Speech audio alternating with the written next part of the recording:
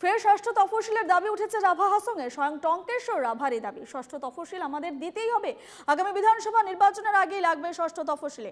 সরকার চাইলে 1 মাসেই রাভা হাসংকে দিতে পারে ষষ্ঠ তফসিলে, শুধু সদিচ্ছা দরকার। কেন্দ্রীয় সরকারের প্রথম ক্যাবিনেটে এই নিয়ে আলোচনা হোক।